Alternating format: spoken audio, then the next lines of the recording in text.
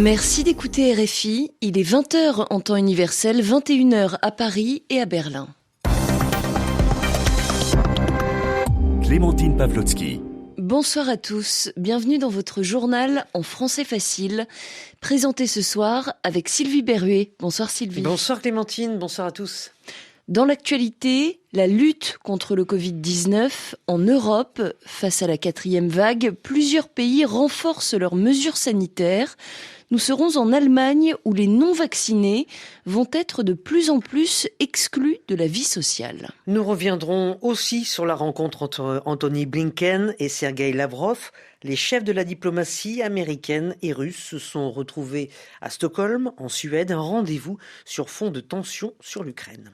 Au Cambodge, le Premier ministre ouvre la voie à une dynastie politique.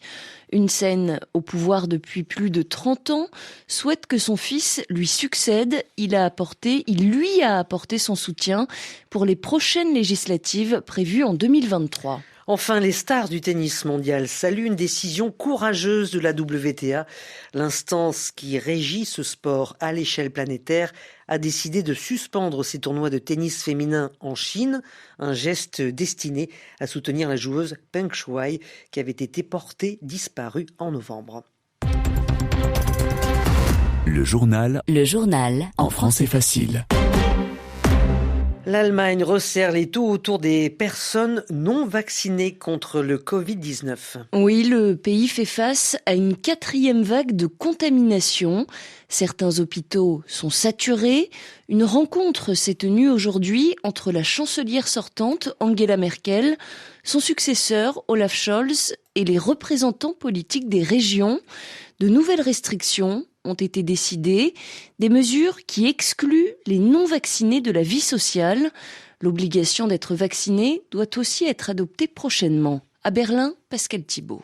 Un acte de solidarité nationale. Pour Angela Merkel, qui ces dernières semaines n'a cessé de plaider pour des mesures plus strictes, la situation est très grave et les non-vaccinés devront restreindre leurs activités pour limiter le nombre d'infections et une saturation des hôpitaux.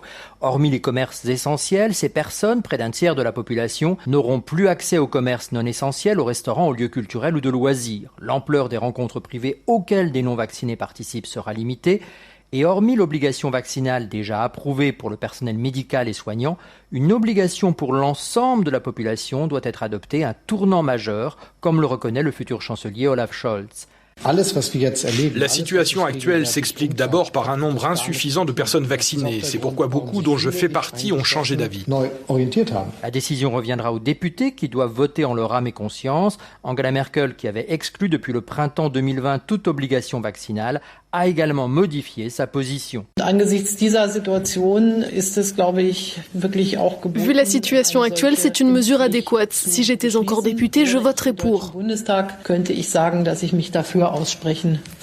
Pour améliorer le taux de vaccination insuffisant, mais aussi la protection des personnes déjà vaccinées avec une 3e dose, Olaf Scholz s'est fixé un objectif ambitieux de 30 millions de nouvelles vaccinations d'ici Noël. Une cellule de crise avec un général à sa tête, à la chancellerie, doit coordonner ses efforts. Pascal Thibault, Berlin, RFI. Et la Norvège aussi adopte de nouvelles mesures face aux variants Omicron du Covid-19. 5 cas ont été détectés.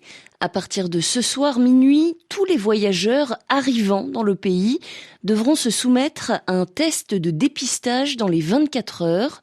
À Oslo, la capitale, le port du masque sera rendu obligatoire dans certains lieux et ceux qui le peuvent devront télétravailler, c'est-à-dire travailler de chez eux. Les chefs de la diplomatie américaine et russe se sont rencontrés aujourd'hui. Antony Blinken et Sergueï Lavrov se sont retrouvés à Stockholm en Suède à l'occasion du sommet de l'OSCE, l'Organisation pour la sécurité et la coopération en Europe.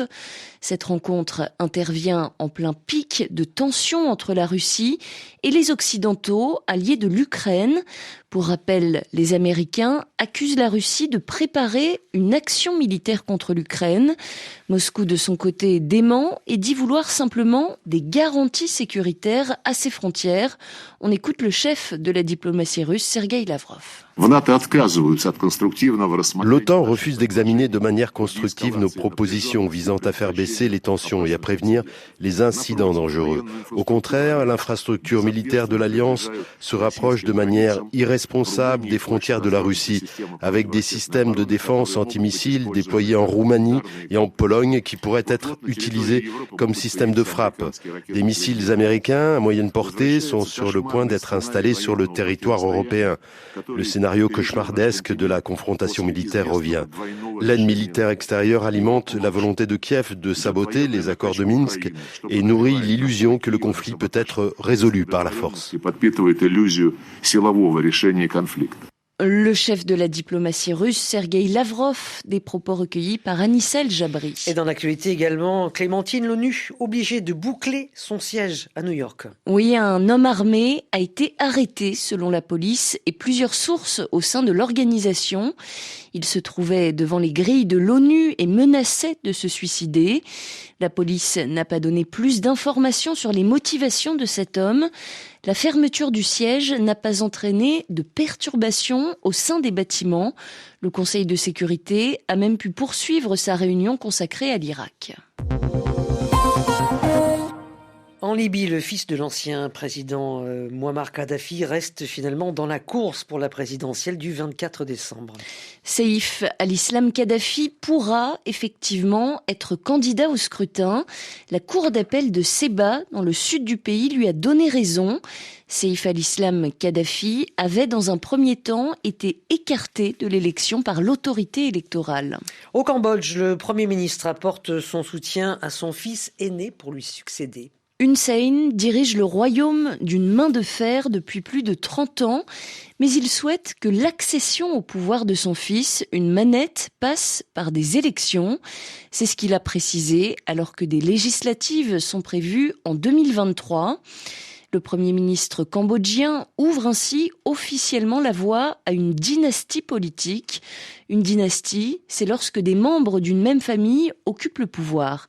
Les précisions de Yelena Tomic. La politique au Cambodge, c'est une histoire de famille. Et ce n'est un secret pour personne que Hun Sen souhaite voir l'un de ses fils lui succéder.